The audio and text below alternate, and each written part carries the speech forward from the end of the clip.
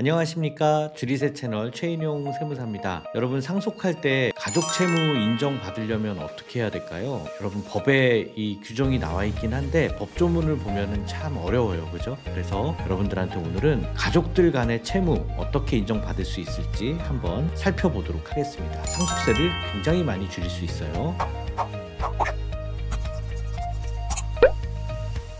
가족 간 채무를 인정을 받으려면 특별히 우리가 입증해야 될 게 많은데요. 금융기관 채무는 당연히 입증이 될 거고, 또 가족 간의 채무는 입증하기가 좀 어려운 부분이 있습니다. 이거 어떻게 하면 잘 할 수 있을지 여러분들 미리 준비하시도록 도움이 되는 그런 영상이고요. 어떤 점에서 차이가 있을지, 채무 입증을 위한 좋은 방법이 있는데 한 4가지에 걸쳐서 살펴보도록 하겠습니다. 그리고 국세청에서 채무로 인정을 안 해주는 그런 사례들이 있습니다. 요거 주의하셔야 될 점으로 제가 좀 중간중간 강조를 드릴 거고요. 그럼에도 불구하고 우리 가족 채무를 제대로 잘 인정을 받으려면 어떻게 하면 되느냐, 제가 20여 년의 세무사 생활을 하면서 조사를 받으면서 느낀 좋은 꿀팁을 알려드리도록 하겠습니다. 그래서 이런 그 채무 입증을 좋은 방법, 그리고 국세청에서 인정해주지 않는 그런 판례들, 사례들, 그리고 꿀팁까지 후반부로 갈수록 좋은 내용이 많이 나오니까요. 끝까지 영상 시청 부탁드립니다. 자, 상속에서 인정해주는 채무는요, 부모님이 상속이 되면 상속 재산에서 채무를 빼죠. 그래서 상속세를 계산을 하는데, 채무가 많아지면 상속세가 줄어들고요, 채무 인정을 못 받으면 상속세가 늘어납니다. 그래서 금융기관 채무가 있고 금융기관 외의 채무가 있는데, 금융기관 채무는 너무 입증하기가 쉬워요. 그죠? 예, 근데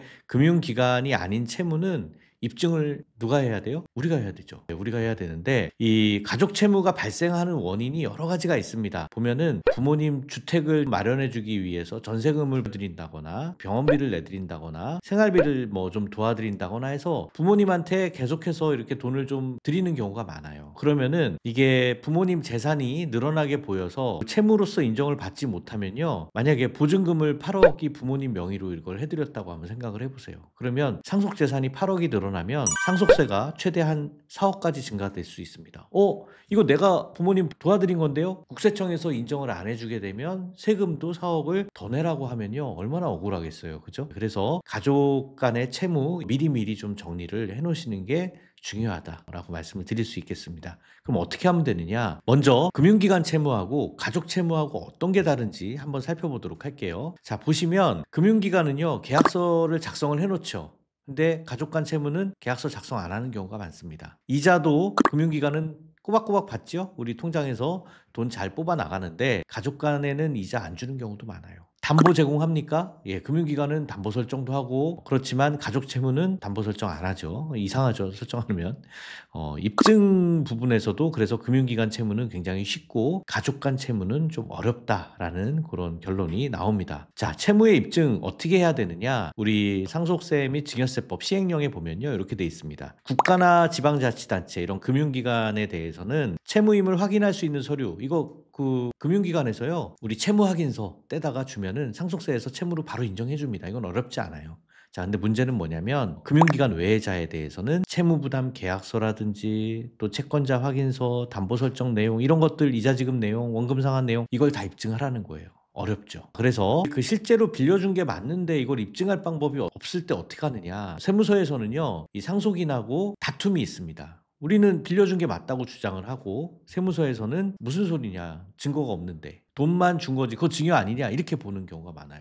그래서 상속세 신고를 하다 보면 이 채무 때문에 굉장히 억울해하고 힘들어하시는 그런 분들이 많습니다. 그래서 미리 준비를 해야 됩니다. 어떻게 준비를 하느냐, 이렇게 싸우다 보면요, 대법원 판례에서는 이렇게 판단을 합니다. 상속 재산에서 공제할 상속 채무는 입증 책임을 다투는 납세 의무자가 입증을 해라라고 하고 있어요. 그러니까 준비를 누가 해야 돼요?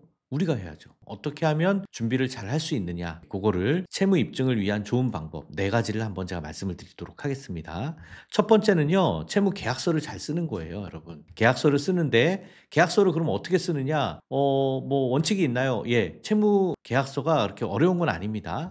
내용 증명으로 서로 간에 채무가 있음을 확인하는 그런 내용을 보낼 수도 있고요, 또 이걸 경우에 따라서 공증을 받을 수도 있고 이메일로 보낼 수도 있습니다. 저는요, 이 공증 받는 거는 비용이 좀 좀 많이 들어가기 때문에 내용 증명을 받거나 이메일로 해도 세무관서에서 인정을 해주는 그런 케이스들을 많이 봤습니다. 그러니까 어렵게 생각하지 마시고 계약서 작성을 먼저 잘 해놓자라는 거예요. 자, 근데 계약서 작성을 안 해놓는 경우가 많아요. 그래서 잘못된 계약서로 국세청에서 인정을 안 해주는 그런 경우들이 많은데요. 그게 어떤 거냐면 문서 양식이 너무 동일해. 여러 건의 채무가 있는데 보니까 날짜만 다르게 작성했고 누가 보더라도 발생일 후에 소급해서 작성했고 또 그게 또 현금 흐름하고도 또 안 맞아. 예, 그러면 인정이 안 되는 거죠. 갚는다고 언제까지 했는데 갚지도 않고 이자 주기로 했는데 이자도 안 주고 그래서 현금 흐름하고 맞춰야 되는데 잘된 계약서는요 어떤 내용이냐면 내용 증명에 우체국 발송일 표시를 좀 해놓는 게 좋고요. 그리고 그거를 스캔이나 사본을 저장을 해서 이메일로 전송을 해놓으면 5년 10년이 지나도 이메일 주소 잘 안 바꾸시는 분들은 요거 쉽게 서류를 찾을 수 있습니다.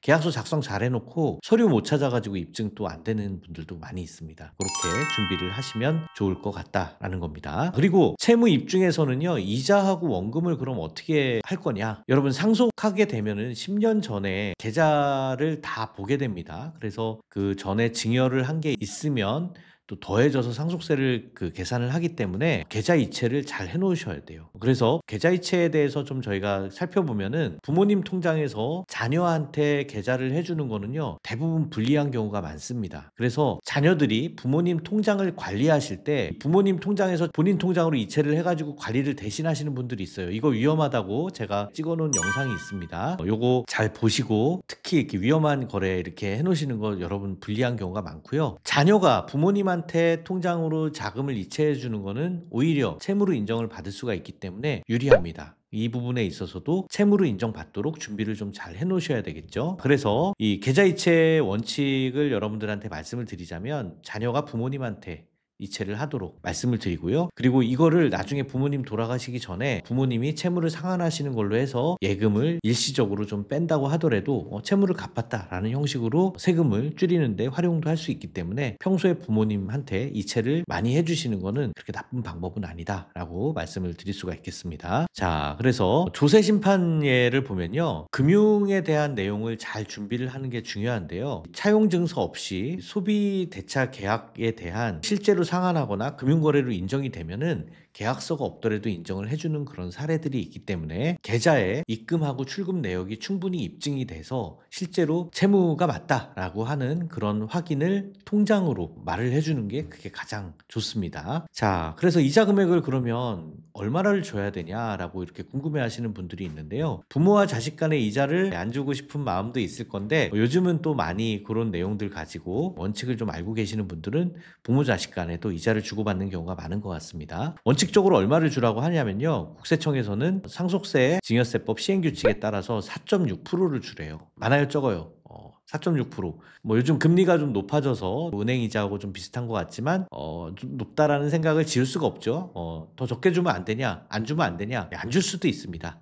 얼마까지 안 줘도 되느냐라고 하면 이게 시행령 31조의 사에 보면은 대통령령으로 정하는 기준금액 1,000만 원으로 돼 있습니다. 이자가 1,000만 원 이하면 안 줘도 된다. 그러면 어떻게 계산하냐면요. 원금에서 4.6%를 곱한 금액이 1,000만 원보다 작으면 괜찮다는 거예요. 이거보다 크면은 이자를 주라는 거죠. 요거를 부등호니까 방정식으로 원금을 계산하면 약 한 2억 1,700만 원 정도 됩니다. 그래서 2억 이하는 이자를 안 줘도 괜찮구나. 그렇지만 이자를 안 주면 통장에 돈을 갚았는지 안 갚았는지 드러나지가 않죠. 채무에 대해서는 돈을 갚아야 채무로 인정을 보기 때문에 그런 경우에는 이자는 주지 않지만 원금은 상환을 해야 된다라고 여러분들한테 말씀을 드리겠습니다. 그러면 이제 원금 상환이나 이자 상환이 없을 때 그럼 국세청은 어떻게 판단을 하느냐? 이런 이자 상환이 없는데도 채무를 볼 수 있을까? 최근에 판례들을 보면요. 조세심판 판례인데요. 금전 소비대차 계약 여부가 확인이 되지 않으면 비상속인이 지급해야 될 채무라고 보기 어렵기 때문에 과세를 하겠다. 라고 해서 상속세를 추가적으로 과세를 한 그런 사례들이 있습니다. 그래서 여러분 채무로 인정을 받으려면 굉장히 조심을 해야 되는 부분이 있는데요. 국세청에서는 이자 통장 거래 내역이 없으면 인정을 안 해주려고 하기 때문에 납세자 우리가 원금이나 이자 상환을 입증을 해야 된다는 거죠. 그래서 정말 중요한 거는 원금이나 이자 상환을 때로는 못할 수도 있어요. 그럼에도 불구하고 상속 신고하다 보면은 돌아가신 부모님이 일기를 꼼꼼히 적어 놓으셨어. 그래서 일기 보니까 얼마를 내가 우리 자녀한테 빌렸다 이런 내용이 나오는 거예요. 또 고인이 그동안 평소에 좀 잘 사용하던 금전 출납 같은 그런 비만 기록을 해놓는 그런 노트를 가지고 계신 분도 계셨습니다. 어떤 분은요, 은행에서 주는 그 달력 있죠, 그걸 10년치를 거기다가 메모를 하시면서 그 간병인한테 돈 얼마 준 거, 모임 회비에서 얼마 쓴 거, 또 자녀들한테 빌린 거, 이런 것들을 꼼꼼하게 적어 놓으신 분들도 계세요. 그래서 상속 재산 정리할 때 피상속인, 우리 돌아가신 부모님의 노트나 일기장, 달력 이런 거는 함부로 버리시면 안 됩니다. 잘 모아 놓으셨다가 이게 나중에 상속 조사가 부모님 돌아가시고 나서 한 2, 3년 뒤에 나타나는데, 그 조사 때 그런 노트들이 굉장히 우리한테 훌륭한 자료로 남아서